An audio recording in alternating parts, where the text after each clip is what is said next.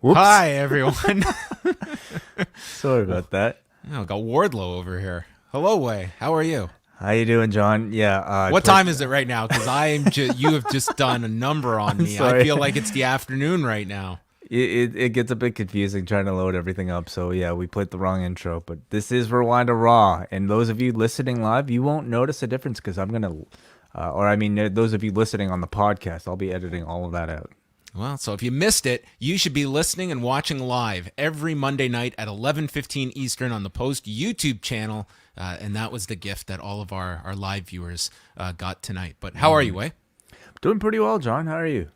I'm doing good. I'm doing well. We had lunch today. How about that? Yes, we did. Yes, a rare case of you and I eating lunch along with our friend Damian Abraham. Yes. You made an offer. I would have been an asshole if I said no. You're like, hey, we're gonna eat lunch next door to you. Be nice if you could come by. It was incredibly convenient for you. Yeah, you really had no answer, but yes. Well, it was nice to see you. It was nice to catch up with one Damian Abraham and learn what's going on in life, in the world. Mm-hmm. Oh yeah, always. Yeah, I got to hang out a bit with Damian afterwards too. Got a nice tour of his basement that's just really full of like incredible stuff, and not just like records, but like wrestling stuff as well. So, always nice to spend some time with him. So coming off of Revolution, we did not have a post-daily news show on Monday. We will be back on Tuesday, live at 1 Eastern.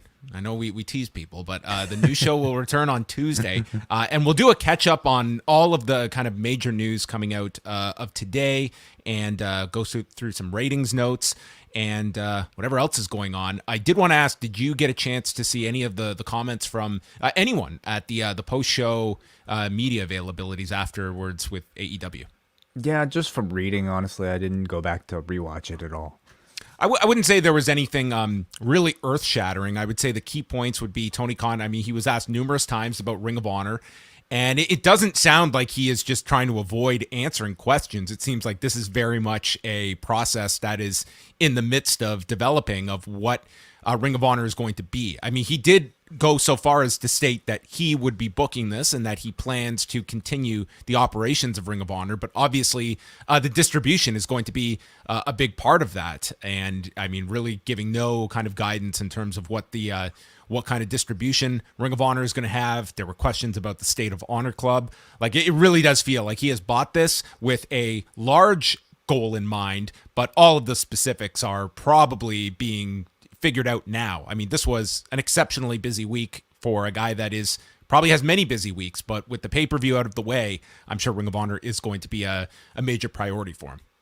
Yeah, it probably all came together relatively quick, and questions like, whether or not you're going to continue operations as a full company and TV deals and whatnot. I mean, that takes a lot more time and effort than I think what you can pull together in a week.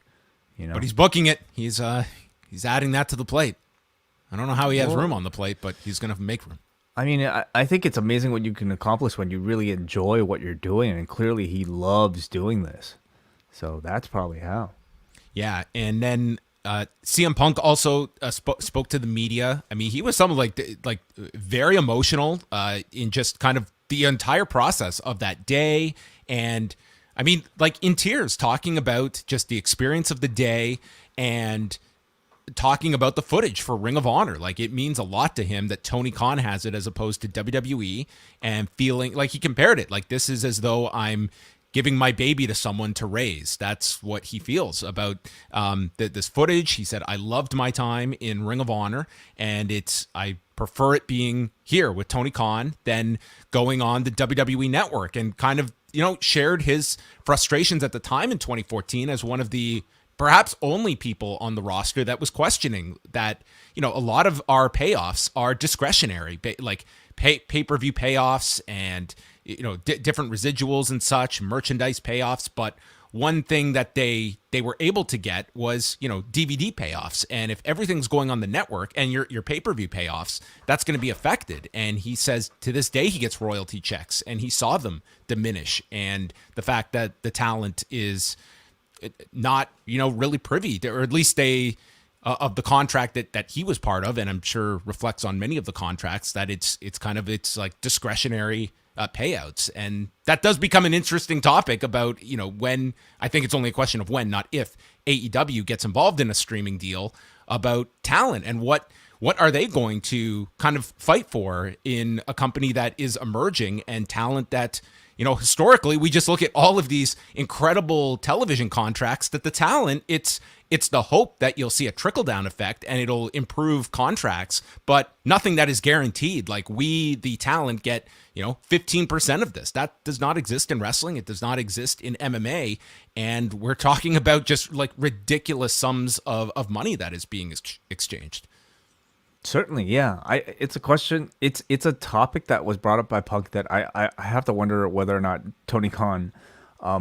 I know he was in a way, like, I think, complimenting the fact that, Tony Khan bought this instead of the WWE, but I don't know how positive or how happy Tony is that CM Punk brought it up, because inevitably you're going to be using that same microscope that he was using on the WWE on Tony, and I mean, in the end, the man is a business owner. He's buying all this stuff to make money, and sometimes that conflicts with perhaps what is fair.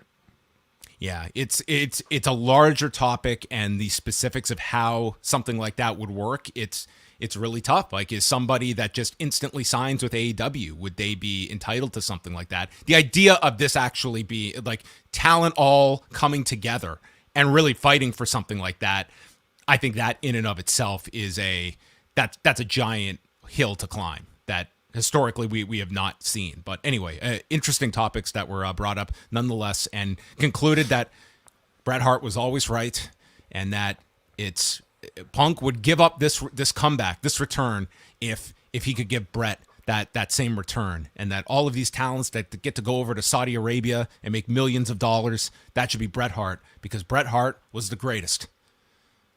He was one of them. Yeah. As we go into Raw tonight, we have a bit of a clearer picture of WrestleMania, and I guess the main thing coming out of Raw tonight, we'll go through the whole show, but the big thing here is Steve Austin's involvement and the angle to close the show with Kevin Owens challenging Steve Austin to come on the KO show at WrestleMania. And this was like a very interesting way that they phrased a lot of this and positioned this, because the right down to the graphic, you had pretty much the promotion of Steve Austin appearing on the KO show, but then you had Corey Graves stating, it's been 19 years. So it's almost like they're trying to tease the fan at home that, is he going to wrestle, while also having the deniability of stating, we never said that. We're promoting this as just an interview segment, which I think that is where everyone sees this as going, as being more so of a confrontation rather than a match. And does that matter to fans at home? Does it matter to fans at home? I think if they promote something involving Steve Austin that is substantial enough, fans are going to be somewhat interested. Clearly they probably wanted this to be a full-on match, and for whatever reason, up until this point, one of the parties involved, probably Steve Austin, decided against it. But that's not going to stop them from promoting this as if it was like a match, or at least something that, demanded maybe a bit more physicality than I think we're used to, than just a talking segment. It's so funny that, I mean, like, really what it comes down to is like, okay, Owens is going to come out. He's going to cut down Texas. He's going to cut down Austin. You're going to come out, giant pop. You're going to come into the ring, and then you're going to attack Kevin Owens. Can we just ring a bell, and then you do your attack, stunner? It's 2 minutes. It's over. Like, that's what we're talking about here, ringing a bell. I mean, pretty much, yeah. But I don't know. Again, it's probably up to Austin, and how much he wants to. Is he somebody who cares about what his record looks like? Whether or not an officially recognized match occurs. I don't know. Maybe not. But I think at the very least, you had Kevin Owens here tease some sort of physical confrontation, which again is more than we've had with Steve Austin in 19 years. It's going to be tricky hearing the announcers try to promote this as if it was something special beyond just a KO show appearance. But I mean, that's what they're trying for. Yeah, I think that's kind of the balancing act of this, is giving it the illusion of this big showdown that Austin has done plenty of these, but doing it in such a way that, maybe for some people, it's just the idea of a big appearance with Steve Austin in some meaningful segment that will matter. I think if you were promoting this as a traditional match, that would take that would have a lot more gravity to it, because you would have just the significance of Steve Austin, who has not wrestled all of these years. But you're guaranteed an appearance, physicality, a stunner at the end, and a crowd that's probably going to go nuts for this segment. And a guy in Owens that is probably the perfect person for that type of role. Oh, he always was. I mean, the guy did the move anyway, but also, like, what a professional that you can rely on, not just to, do the physicality with somebody who's a retired, person at this point, but to build the story up on his own. But, we'll see if Austin makes any TV appearances leading up to it. And would you put him on TV beforehand, or would you save it for the one big appearance at Mania? I feel like you need something. We just reviewed the Rock and doing the special hosting stuff ahead of that WrestleMania with the Miz and John Cena, and I mean that entire build was really centered around the Rock. So I feel like some element of him appearing, interacting with Kevin Owens, it will probably help, drive a bit more interest, especially if you're going to have a physicality tease attached to it. You're not really giving out, like the main thing by just having him appearing on Raw. I get the sense they're really just kind of under-promising and then choosing to over-deliver rather than the other way around. Yeah, and I would guess, like, of the major things at WrestleMania, the remaining questions we have, so they've announced Pat McAfee and Austin Theory for the second night, and what involvement Vince McMahon has at this point. It seems like, just based on how they're building it, that, like, Austin Theory was always going to be involved in this match. The original idea was just Vince versus McAfee, and whether Vince is, like, inserted into the match, I think certainly he is going to have an involvement for sure in this angle, but we will see how that progresses probably on SmackDown, because you want to get that solidified, and whether they go the singles route with Vince kind of just in Theory's corner, or Vince actually in the match. And then the other, I guess, is Seth Rollins, who does not have a partner or an opponent as of yet, and where you go in that direction with Rollins, who is kind of on an island at the moment. Yeah, I mean, there are rumors that he was to be a potential partner with Cody. Doesn't look like he's going to be involved in the tag team mix, with Owens being busy with the Steve Austin thing. So where does that leave Seth Rollins?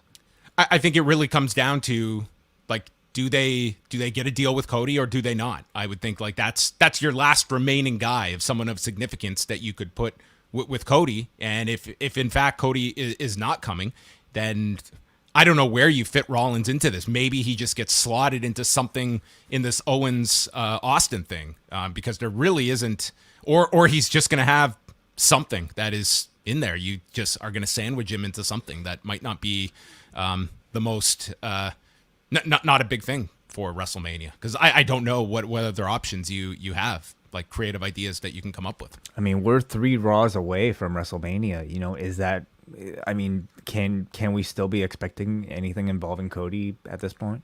I would say it's crunch time. I would say, like next week you do have Raw in Jacksonville. Like, if you were to put everything together, that's the Raw to shoot the angle for. But you're right. Like, it's kind of, you got to lock things in now, and yeah, you don't have a whole lot of time. So I would say this next week is pretty critical about whether that deal is finalized, or if it's not going to be.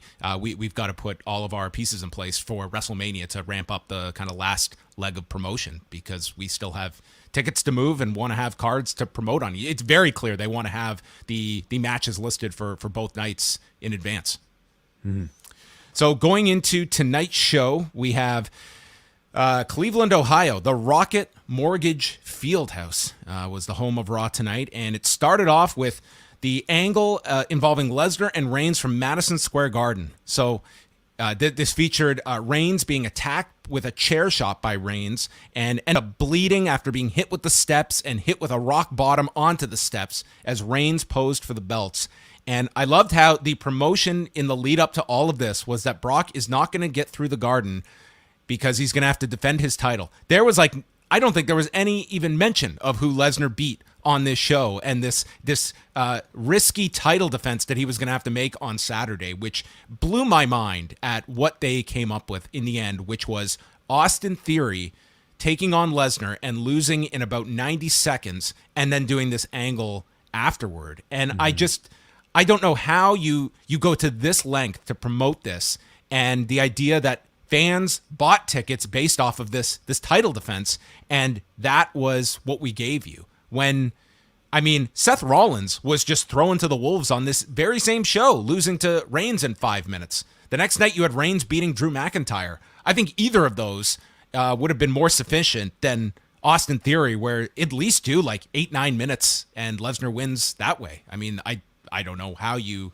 arrive at this is the satisfying end, unless they just figured, hey, we're giving them a big angle. They'll be happy. They're going to get an angle at the end. Perhaps, yeah, who knows, but I can say, I mean, I think with that match being what it was, probably the less said about it, the better. I mean, to me, it just kind of feels like, hey, like we moved past this. We got the people in the building that we were going to. Let's just kind of forget it. It didn't happen, so that the next time we could try again. What if you had bought tickets on like Friday? You heard all this hype. You know what? I'm going to buy some tickets. Do you think you, at the end of it, you would have said, hey, I got a wrestling show out of it. I had a good time. I don't know how the rest of the show was, so possibly. I mean, they can say that they never falsely advertised because they did not announce an opponent for Brock Lesnar. You did technically get a Brock Lesnar match. Was it of the caliber that felt like an accurate replacement for Bobby Lashley? Of course not. But it's that's some fine print justification. Hey, we gave you a match. We gave you a match. We didn't tell you it was going to be the Brooklyn Brawler or anything. It was quality WrestleMania level opponent.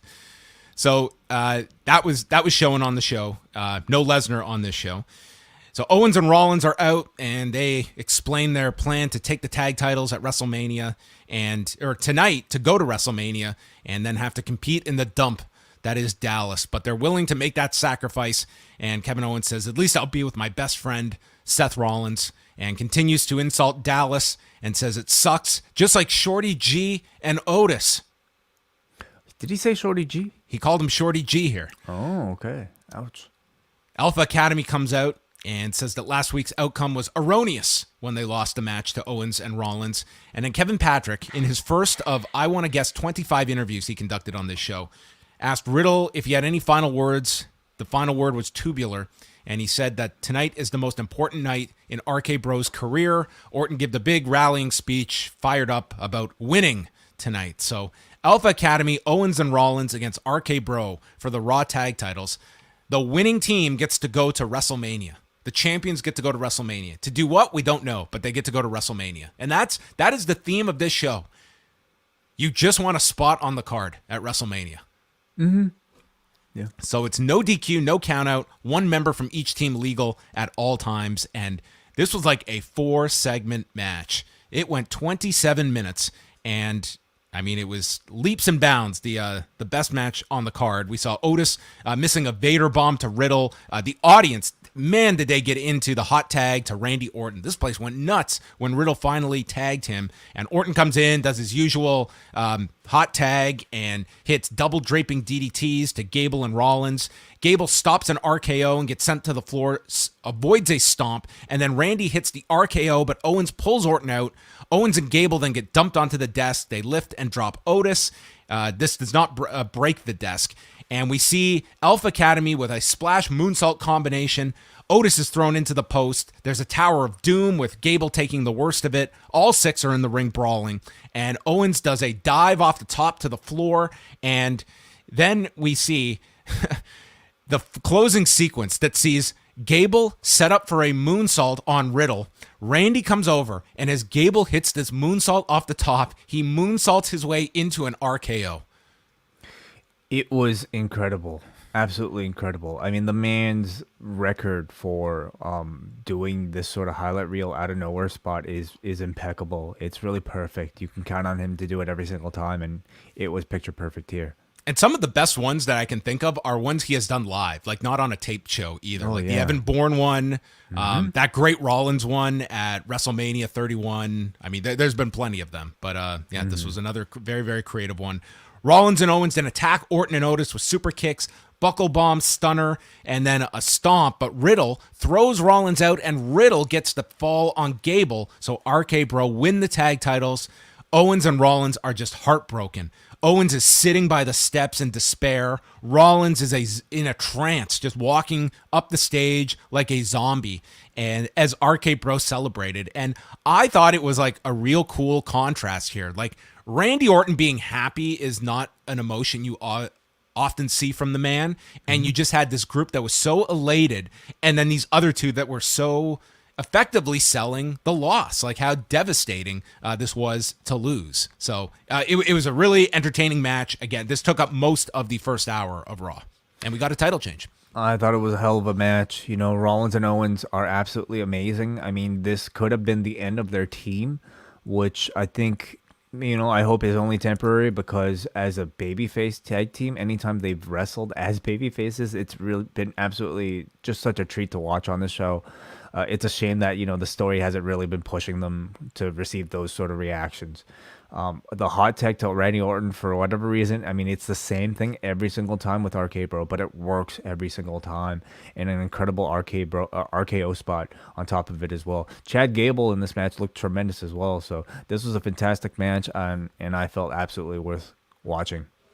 Yeah, and they definitely played off of the outcome last week with the Street Profits winning. You could see them in the tag title match, and maybe Alpha Academy as well. Yeah, I could certainly see that. And yeah, I guess not so much Owens and Rollins anymore. So, I mean, you know, Alpha Academy, I suppose because they're the champions, they have a rematch clause, and then Street Profits beat RK Bro last week. Yeah. That's the justification. Yeah, that to me is probably the direction you go. It was interesting because I think like Orton and Riddle, you know, they obviously see like there's a lot of value of keeping these two together. I also think it's too soon to do a breakup too, and you know, turning around right into a match, you know, in 4 weeks time. For me, like, if they're gonna do the turn, why not do it on the biggest stage? Yeah, I think at some point you have to go that direction, and I think you want to see that advancement for the Riddle character, and yeah, we'll see if they decide to pull that trigger anytime soon, or if they're just comfortable keeping these two together in this tag division. So that was the start of the show, and then RK Bro celebrated in the ring. Randy got on the microphone and just said how he's been doing this for more than 20 years, but he's never been having as much fun as he is now with Riddle. And I'm going to say the F word on TV. This man's my friend. And I wouldn't do this with anyone else because I don't have any other friends here. Great foreshadowing. I mean, shit. Like, I think we're getting that turn relatively soon. There's your video package voiceover. Mm-hmm. Yeah. And then Owens is reeling in the back from the loss, and we follow that with Dana Brooke in her hometown of Cleveland, out with Reggie to take on Tamina for the 24/7 title. Earlier in the day, Dana got Reggie to give her a good luck kiss. So then Tozawa wanted to give Tamina a good luck kiss. So she grabs him by the throat and kisses him against the garage door. And he says, "That's a lot of luck." I thought Tozawa was pretty funny here.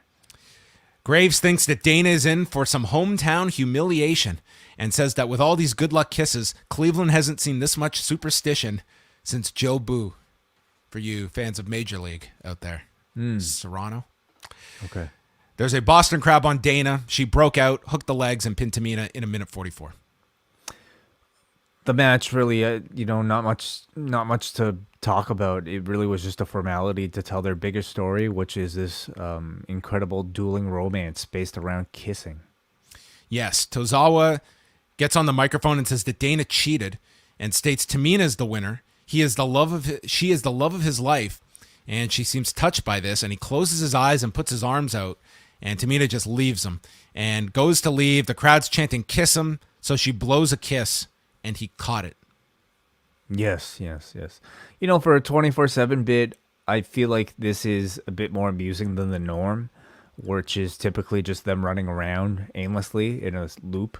This, I feel, at least is a bit of a different direction.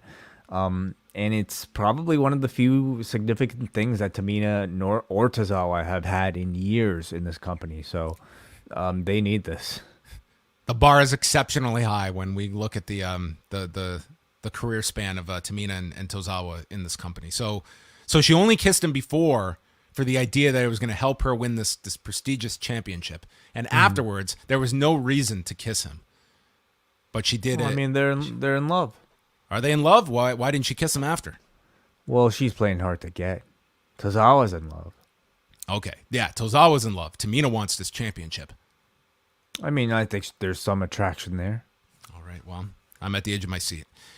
Patrick is with Rollins, and his right eye got busted up during the match, and he doesn't respond to any questions. He's in a trance, and, I mean, Kevin Patrick's questioning was, you must be devastated knowing that you're going to miss WrestleMania, and he's just getting angrier and angrier. And I will say this, I think as like an overall theme for the show, you have all your talent trying to get onto the card. I have no issue with that, but this is also a card that you're kind of telling your audience that, you know, these stars, they're not at the level of like a Johnny Knoxville or a Logan Paul. These people who have their spots, and here is a Seth Rollins that is just clinging to try and get a spot on the card. So I think you have to kind of separate those two.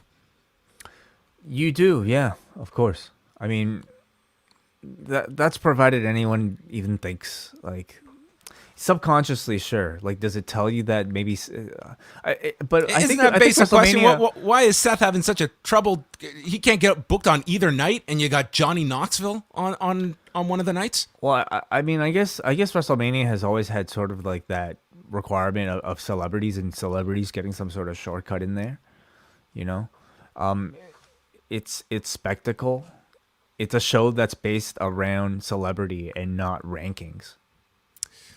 Well, maybe that's what Rollins needs to do. Maybe he needs to go out and get a movie deal and then come back. That would help. Good movie, so hopefully. The Miz comes out, and the crowd is cheering for him, and he calls Cleveland awesome. And he brings out Logan Paul. This dude, he comes out, he's drinking his energy drink and dressed like a billboard for his brand. There's nothing subtle here about this man and what he is pushing. He's honored to be Miz's partner and to be back in Cleveland. The crowd was way more receptive to Miz than they were Logan Paul. They were like, we'll take the Miz, but Logan Paul can get fucked. He shouts out his high school buddies and finishing 5th in the state on his wrestling team. The Miz says that he and Paul earned their success on their own. You weren't handed your YouTube channel. Unlike Dominic, who was handed a contract because of Ray, and says Ray has earned the right to be beloved, but doesn't know why Ray gets cheered over Miz because both of us have accomplished the same things. And Dominic is riding his father's coattails, and then they bring out Jerry Lawler in a Cleveland Browns jersey and gets a strong reaction and notes when he used to live in Ohio, all the different cities in Ohio that he lived in, and being here in 1964 when the Browns won the championship, and then asks about Cleveland hosting WrestleMania one day, and Miz is being a realist here. He doesn't think Cleveland's going to host a WrestleMania. It's not a WrestleMania city. They couldn't even handle the pyro here. And I don't even live here anymore. Everyone leaves this city, like the Browns going to Baltimore, Odell Beckham Jr., LeBron after he won a championship here. Cleveland will never host a Super Bowl. It's never going to host a WrestleMania because winners leave Cleveland. And the crowd was just pissed by the end of this. So this was quite the way to involve Jerry Lawler for whatever reason. I guess he was available. So I guess he was around. I mean, they needed some loose affiliation to Cleveland, and Jerry Lawler spent some years there. I believe I believe that he's a legitimate Browns fan, but like, I don't know. Could they not have found somebody who actually lived there still? Stipe Miocic should have been brought out here. I guess maybe that's not a big enough name to a WWE audience, but okay, whatever. They use Lawler pretty much just Machine Gun Kelly. They got to push that video game on Friday. Wow. Okay. I don't know who'd be hated more, Logan Paul or Machine Gun Kelly. That would be a lot of hatred. Yeah, between those two. That'd be the showdown. Yeah. But I mean, overall, like it's a Miz type of program. You know, I thought he managed to get a lively reaction from this crowd and put some decent attention to that Mysterio match. Yeah, I thought this was more building up to the Miz fighting, Cleveland. The Mysterios were kind of just, they weren't even in the segment, but yeah, it was, I guess, utilizing these two in Cleveland. So there you go. Patrick interviewed Braun Breaker and Tommaso Ciampa. It's Braun's first appearance on Raw. He's going to make the most of this opportunity. This man was amped, I should say. Oh, yeah. Very, very excited. They noted Gable Steveson winning his third Big Ten championship. And then the Street Profits are asked about not having a match at WrestleMania. And they still have 4 weeks. And note that we beat RK Bro last week, so we're next in line, which is sound logic. Yeah, it was. It was. So this is really interesting. Last week, was that supposed to be the finish when Orton got hurt? It's a great question. I don't know. Clearly, Randy was hurt at the end, but he was able to work the house show on Saturday and then tonight. So whatever it was not serious enough. But yeah, it's an interesting question if that was the original finish. Now, you can say, based on tonight's outcome, that, it makes all the sense in the world that the Street Profits win and then RK Bros winning the tag titles and it sets it up. That rarely is how WWE programs get booked. And especially Randy taking the fall, which I think would at least give some credence there that finish might have been an audible. Right. And did that finish have any impact on them going the route of continuing RK Bro as champions or giving them the titles?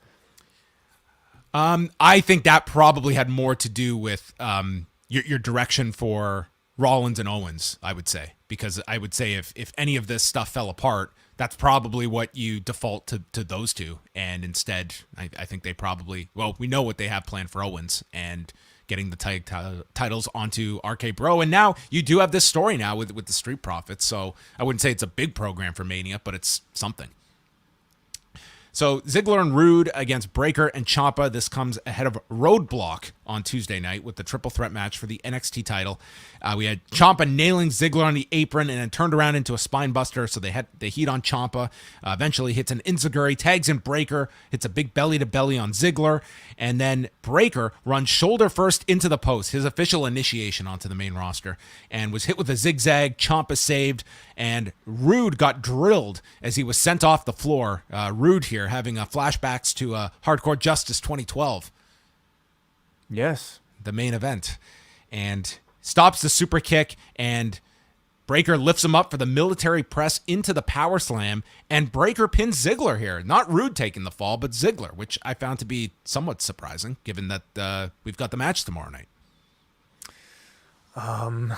Yeah, I suppose so. Would Rude not be the more expendable of the two? The answer is yes, but I also don't think they give a shit. It's just NXT, right? I don't think they care. Well, they're putting a lot of attention on this. This was a commercial for Tuesday night. I suppose so, but I don't know if they care enough to have Dolph Ziggler actually be perceived as a viable threat to Braun Breaker's championship. Rude should be in the match then. Yeah, maybe. I want a viable threat in this match. Right. Well, the viable threat is Tommaso Ciampa. I mean, at least more so than I think Dolph Ziggler is. But I think this was an impressive Raw debut for Braun Breaker. It feels to me like a rare case of them actually putting a lot behind a call up from NXT, making him look strong, giving him a video package, giving him some promo time. They gave this man the red carpet treatment as far as NXT call ups go. So he came across, I think, decently well. He does a lot of things good, especially for somebody of his experience. I think his power moves look pretty good. He looks comfortable in there, but he didn't get a great reaction from this crowd because he's relatively new. People don't really know who he is, and I don't think he necessarily has the physical charisma of a Goldberg. To just jump out the page like that. So, but as a first debut, I thought it was perfectly fine. Yeah, they did dedicate some time to run a little feature package on him as well ahead of the match. I would say that, it'll be interesting if he has more of a presence on Raw or if this was a one-off for now as they get through this roadblock. But I would say, Ciampa has become a mainstay on Raw. And if Breaker does as well, I would say you'd certainly be looking at him being fast-tracked at that point. Yes. And Ziggler just cut a promo, says he's going to win the NXT title. No one took it seriously. Omos, this was my favorite interview on the whole show. So Omos is interviewed in the back, and we have this low angle camera shot. And Sarah Schreiber is not on camera, so we just hear her voice. So you are assuming that Sarah Schreiber is like a mouse on the floor that is interviewing this man as she delivers her questions. And her question is about Sarah Schreiber is just interrogating all of the talent who aren't booked at WrestleMania and how it's messing with their heads. And he is not waiting. He is taking his WrestleMania moment, even if he needs to annihilate everyone. He's going to steal a moment. Yeah, sounds like it. Yeah. Like the Andre shot, of course, is like a classic Vince Kevin Dunn thing. And, usually when it's used for a walkout, I think it's fine. Yeah, but I don't. But for a static interview, it was shot like this in the backstage in Gorilla in an interview, it just looks silly. Like, why did the camera guy suddenly leave the camera on the floor like this? Especially like if you're trying to do an interview at the same time. I didn't think it was impressive. It just looked contrived. Yeah, and you kind of default to Sarah Schreiber like being behind the camera, where she's like this like tiny like little like creature on the floor. I thought it was kind of goofy though the way they did this. We got an update. Bobby Lashley is still under concussion protocol. Whatever that means. So Omos destroyed Apollo Crews, and this was largely just to set up Omos and Commander Aziz, if you can believe it. He just stares down Aziz. Crews tries to get off some offense, leaps off the turnbuckle, and is hit with the tree slam in 243. And Aziz is checking on Crews and stares down Omos, who just laughs at Commander Aziz. So This is the showdown we have been waiting for. Yeah, I mean, I get the sense that, I wouldn't trust these two in a match together, but maybe like, a match that's carefully planned out. But to me, it seems more likely that this is the Andre Battle Royal showdown between the two giants. I think that makes a bit more sense. And again, if that makes it on the show. Like, remember last year, they threw that thing on SmackDown. Oh, that's a good point, yeah. 2 nights, you figure that there's enough time. Like, they love to do their things to cram everybody on the show, but sure, maybe it's a SmackDown thing this year. Either way, to me, I can't really see Omos doing a whole lot more besides that, and that's perfectly fine. The guy is still like needs a whole lot of cooking, with experience before we get him a high profile match. But watching this match was really interesting because like with the Omos gimmick, there's so much more involvement of the production to make that illusion of him like being this capable person work. You contrast it with any other like program, like the opening tag team match, for instance. Those are all matches like in a style of TV storytelling that's really just dependent on the wrestling. In this Omos match, he basically is in there, locks in a double armbar hold, and it's the production that tells the story around him, via close-ups on Aziz, over-the-shoulder shots on Aziz, and just like the work is in the directing, and it's in the camera work, and it's in the blocking of these shots rather than the actual wrestling itself. And obviously, I think if you're listening to this podcast, you probably prefer professional wrestling be the only thing that's required. But I do think that they were at least able to accurate, like effectively create a moment between Omos and Aziz. By the time the two of them stepped into the ring, it's different, and it works for a certain section of the audience. Let's not bury the lead though, that if these two have their big showdown, it's the Raw Underground tribute match. Yes. Babatunde. Right. Yeah, finally. So we got a recap of Edge's attack on AJ last week, and Edge's music plays, but then it goes out. The lights are down, and Edge appears under a spotlight in a suit with his hair tied up and this filter. You want to describe this? That gave this very dark, and I felt like I had Randy Orton's night vision goggles on. I think it was just a purple light, or purple or bluish light, like similar to like the old Undertaker entrance. Okay. So Edge gets into the ring. He's very slow and methodical. And then he says, "You think you know me?" And he says that AJ is at home, but he tells him to put the kids and his wife to bed because they should not see this. Of course, they have done the storyline that after the concertos, AJ has a neck fracture. or a neck contusion. A neck contusion. Neck fracture would be tough to come back from, even in storyline in 3 weeks. So he wants the best AJ Styles. That's why he did this last week. He wants the flesh-tearing pit bull. And Edge has discovered... Last week he said bulldog. Now he wants a pit bull. And he's discovered a version of himself he has never seen and a version of himself he has fallen in love with. I am in control of everything that will ever happen within this entire industry. Do you know the ground that covers? He can control everything that's going to happen. Those TV rights deals that are coming up, all in the palm of Edge's hand. Wow. Maybe he orchestrated the Ring of Honor sale. I mean, the tape library, is Ring of Honor going to get TV? How are these tickets going to sell for both nights at AT&T Stadium? All of this restrictions in Japan. Restrictions in Japan. NXT 2.0. What's going on with that? There's so much that this opens up Edge's character to now that he controls everything. He is on the mountain of omnipotence, and the view is phenomenal. And I thought he was just going to exhale and move on to his next point. He drops the mic and they just zoom into his eyes. And that was the ending here. Mm-hmm. Yeah. I mean, it was the debut of a new character for Edge, and I liked it. I think we're seeing the next evolution of his career. And to me, he's a man who clearly thinks a whole lot about his on-screen presentation. And, this was clearly his vision. Coming out here in a brand new suit and a brand new look. I think it refreshes him, allows us to see a different side of him that he's probably been spending a lot of time working on in his head. Yeah. I thought it was very heavily produced.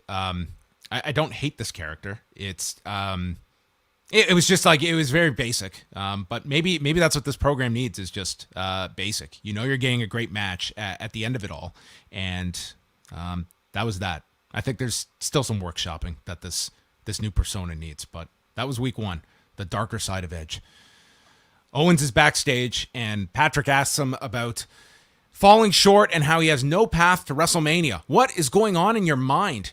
And he never wants to experience that feeling he had earlier tonight. And he had an epiphany. And it's going to change his entire WrestleMania future. But he cannot share it because he still has to iron out some details. And he'll share it with everyone later tonight. What were those details he had to iron out? It sounded like this was a pretty, this was an open-ended challenge. Did he have to, run it by legal? I guess he had to, run it by the Vince to see if he can even issue a KO show. Yeah, challenge. When you issue a challenge in storyline, do you have to go to the authority and block out, can I have a 20-minute segment at WrestleMania because I want to issue a challenge? Can we contact, travel and... I'm imagining the conversation was Owens going to the back and saying, I know I don't have a match, I didn't qualify, but can you give me a talking segment on one of these shows? And then Vince is probably like, well, who do you got as a guest? No one. His answer is no one. Well, it's I'm going to make a pitch publicly on your television show. I mean, so that's it. So Vince is probably like, if you can get Steve Austin, then yeah, you got yourself a segment. Wouldn't you want something in writing for Vince? I was like, you're just gonna go out there and you're gonna tease this? What if you can't deliver it? No, I mean, well, this is valuable television time, Kevin. What can you do? So he had to iron out these details, and he had about 45 minutes to do it. Queen Zelina and Carmella against Liv Morgan and Rhea Ripley. If Ripley and Morgan win, they get a tag title match at WrestleMania. Kevin Owens and Rollins, they should have been going after these women's tag titles. Way easier path to WrestleMania. Just be a tag team, yeah. Vega knocks Morgan off the apron. Ripley holds her up for a vertical and then drops Carmella with a boot. And so Vega is getting beaten down in the ring, and the tag is made to Liv, and Zelina fights her off and goes to her corner, but Carmella has left to go chat with Corey on the desk. So Morgan hits her with the double knees. Ripley is tagged, riptide, and pins Vega as Carmella is not paying attention. She turns around, and poof. We've got a triple threat at WrestleMania. This scheduled for night 2. Yes, great. Awesome. How could you not get excited for something like this after a finish like that? I think, like when we're talking about the 24/7 division, stupid finishes are perfectly fine. Like I don't give a shit about that title anyway, nor anybody who's competing for that championship. But when you're talking about, normally I wouldn't give a shit about the women's titles anyway, but you have Sasha Banks in this match. You have Naomi, who I think is a very valuable commodity in this company, in this match. And to continue to add to that show long story, or at least, title story with bullshit finishes like this, like Carmella just simply being distracted by talking to Corey and not giving a shit about whether or not she loses the match to and have another team enter the match. It just like takes my immersion completely out of the pseudo sport and certainly does not give any strength to the baby faces ahead of the title challenge. And and just kind of makes the division and those titles just continue to look like a complete joke. Yeah, and I wonder if they'll even fit in another team beyond this. Why not? Sure. Put every woman in there. Like, I mean, you cares? look at someone like Alexa Bliss. Like they did all of this to bring her back at Elimination Chamber, and she's disappeared since Elimination Chamber. Yeah, I just hate it. Like I hate it when they water down these matches like that. And the match is probably going to get like what? Like I don't know, 5 minutes? Yeah. If that, like it's going to suck. It's just going to be, it'll be entrances for whatever. It's such a waste of Sasha Banks and Naomi. They went over Damian Priest's turn on Finn Balor with the Razor's Edge on the desk, and then announcing, what they announced earlier in the day, Vader going into the Hall of Fame, featuring like the 3 cornerstones of his career: WWF, WCW, and Boy Meets World. Yeah, pretty much. We didn't have any Japanese footage, no catch with auto wands, but there you go.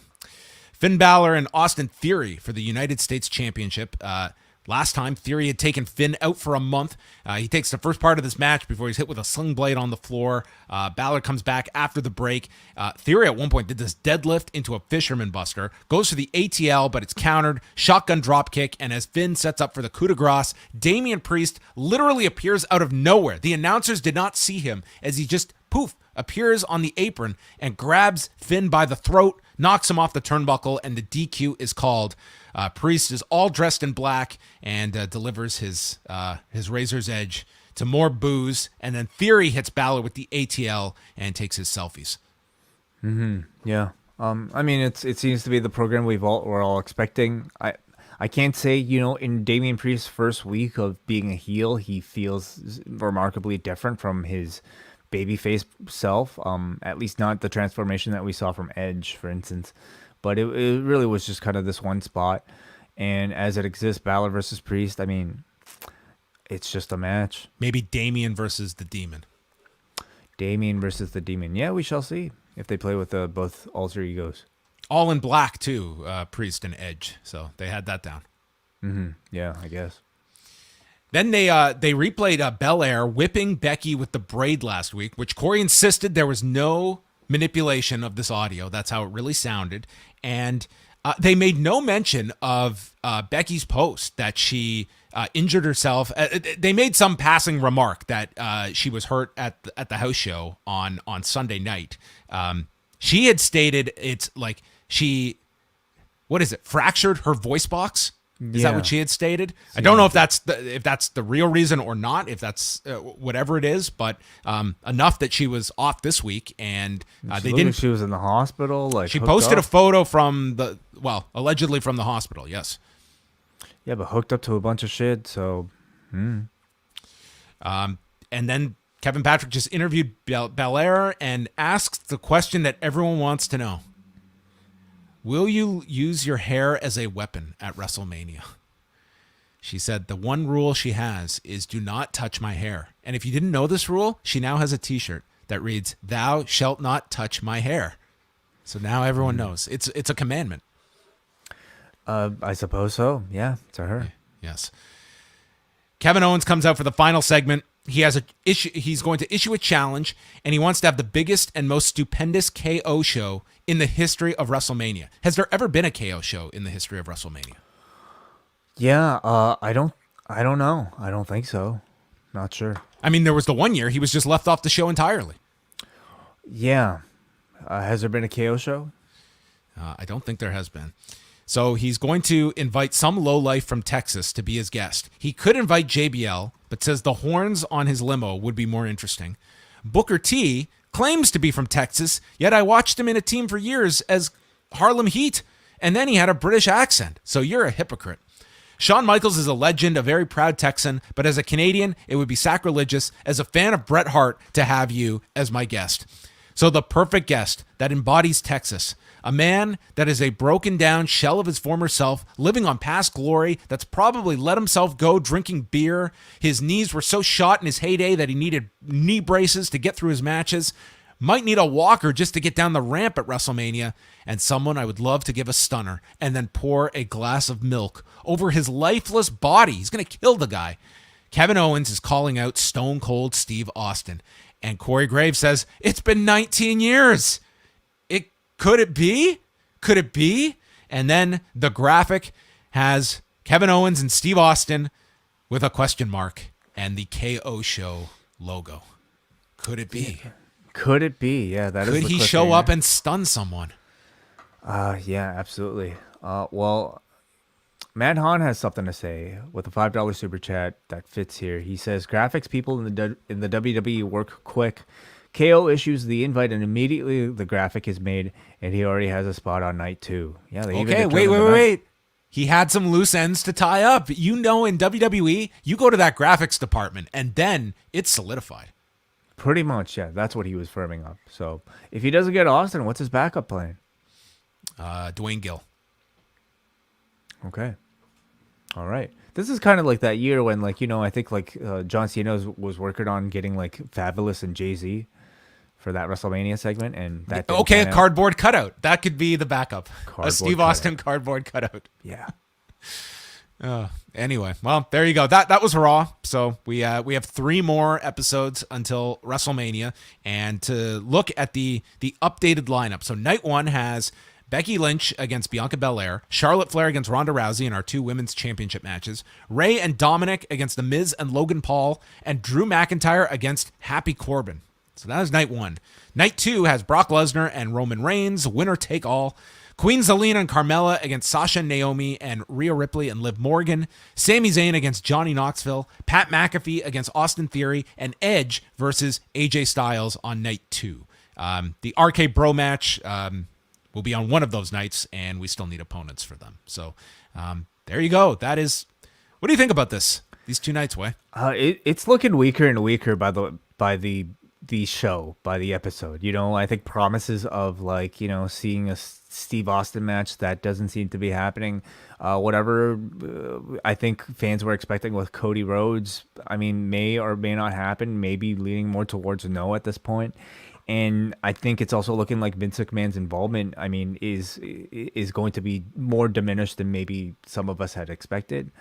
So and the rest of the show, you're really just kind of left with, like, you know, a bunch of celebrity bullshit things, and then Happy Corbin and Drew McIntyre, and just a tag team match that nobody can care about. Pat McAfee, you know, like it doesn't look great. I've got to say, like, splintering them into 2 nights, like you really have thus far. It's not blowing me away. But it's not so much you're looking at quality, it's hype that they can create for these 2 shows. But even the hype, it's like, I think they're just, I mean, it's too much celebrity stuff, you know?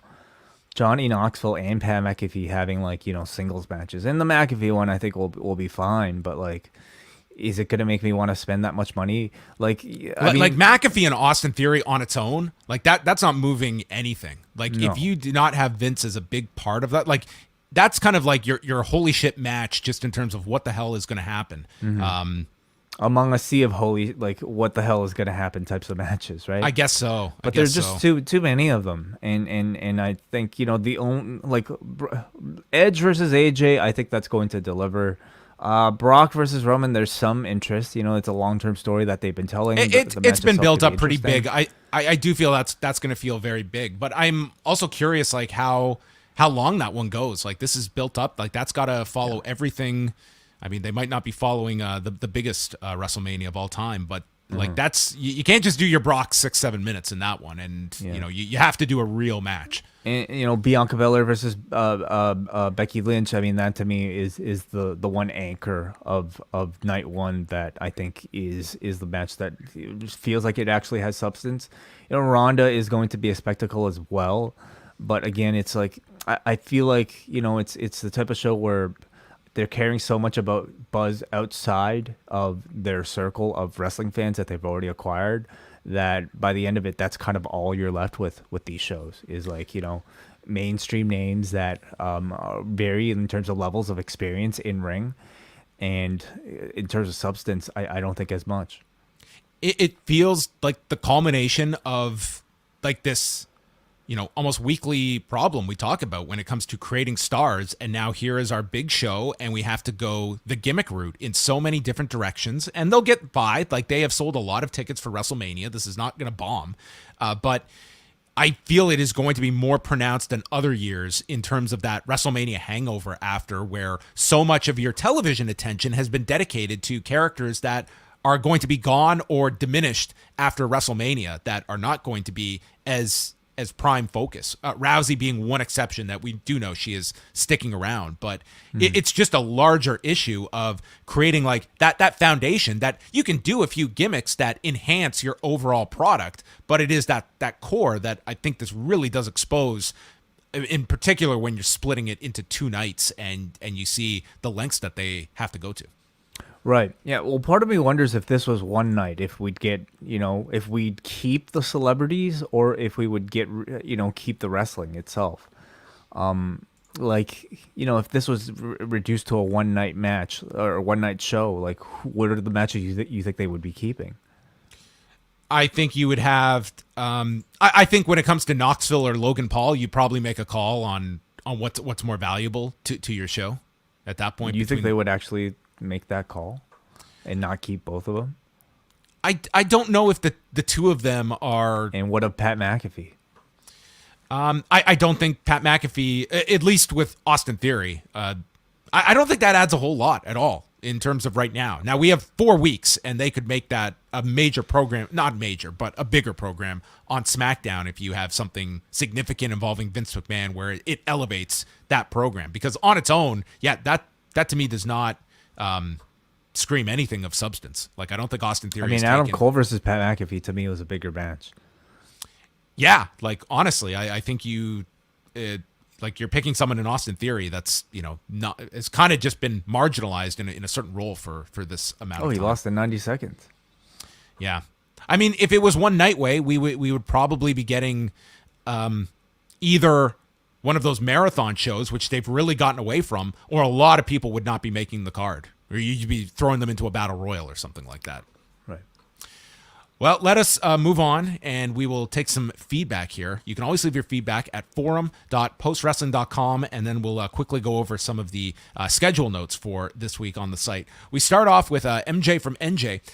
Says that had to be one of the most confusing announcements going off the air, with Corey Graves saying we haven't seen Austin in 19 years, except it was an invite to be on a talking segment. We've seen him do plenty of that, and they just happen to have the date set, but it's a question mark in the graphic. It's these things that drive me nuts, because beyond bad creative, this is insulting a fan base with silly promotional tactics that don't really make sense. Also, Cole would have handled that so much better. Referring to Michael Cole. Kate from Montreal says, Revolution last night was 5 hours long and was somehow still shorter than Raw tonight. I'm not sure what the point of putting the tag titles on Arcade Bro was, or seemingly breaking up Owens and Rollins. Okay, we know short term why Owens is getting hyped off on his own for Mania, but what about after? I've been enjoying the tag division dynamics on Raw lately, and this show seemed to throw them all off. We go on to Alexander from Portland. A fine show tonight. The triple threat tag was fun to watch. Seeing Orton call Riddle his friend felt like one of the best feel-good moments Raw's had in a while. Besides that, I like seeing Dana Brooke get a fair pop. It's nice WWE is actually giving her an interesting story. For a show with no Lesnar or Lynch, this wasn't too bad. And finally, we got a Muggin who says the triple threat tag match was a blast. All 6 men worked their tails off, and the commentary did a solid job of making it feel important. The Edge promo, no alter bridge, pyro, or feeding off an audience, was intriguing. I want to see how AJ will respond. Yeah, we don't have Edge's big entrance anymore. Give it to me. Is this going to be his entrance going forward? Like just silence, walking out with that light? That's what it felt like. I mean, for this character, it really doesn't fit the music. Yeah, totally. I like it. I mean, it's like we haven't had a silent entrance in the WWE. It feels like since who was the last person? Somebody came out with nothing. Baron Corbin, with when he couldn't afford music. That's right.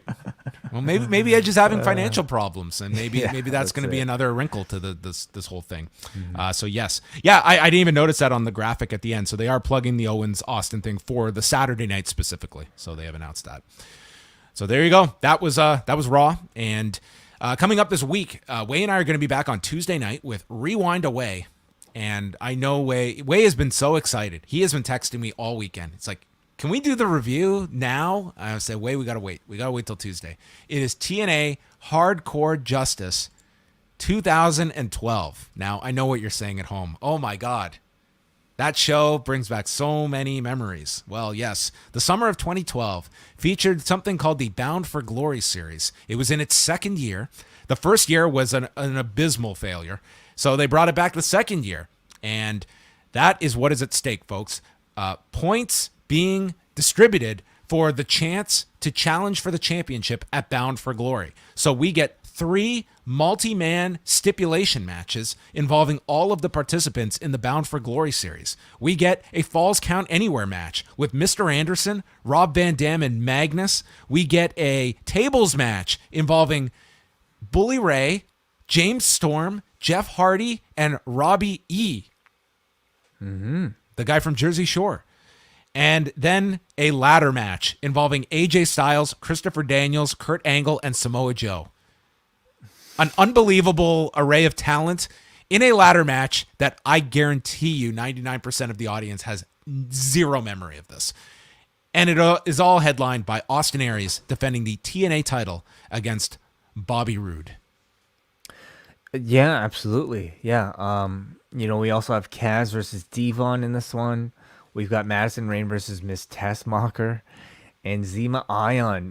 What is his name? Joaquin Wilde taking on Kenny King. Look at this. The creator of the original Ring of Honor logo, Zema Ion. There you go. So that is going to be reviewed on Tuesday. That will be available for all Post Wrestling Cafe members. And then we are back live here on this channel Tuesday at 1 Eastern for the Post Daily News Show. We'll be live each weekday at 1 Eastern. And then Wednesday night at 10:15 Eastern following Dynamite and the fallout from Revolution, where they are in Estero, Florida. Cool. At the Hertz Arena. Wow, it's a cool sounding building in a cool sounding city. Yes. So that is all coming up. We've got the British Wrestling Experience dropping on Thursday, a long and winding Royal Road with WH Park that is coming out this weekend, as they are going to be reviewing Kenta Kobashi and Jun Akiyama against Takeo Omori and Yoshihiro Takayama from October of 1999. So that is your homework for the week to watch that match. So a lot of great stuff coming at postwrestling.com. If you want to support the site and get a minimum of 2 bonus shows per week, you can sign up at postwrestlingcafe.com. That includes Rewind Away and the entirety of Rewind to SmackDown each and every Friday night. Yeah, as well, you can get your daily news updates directly in your RSS feed that's custom for every single person who signs up immediately after we're finished them every single day. So there you go. Give a thumbs up on the video, subscribe to the channel here at Post Wrestling, and that is going to wrap things up for Rewind a Raw.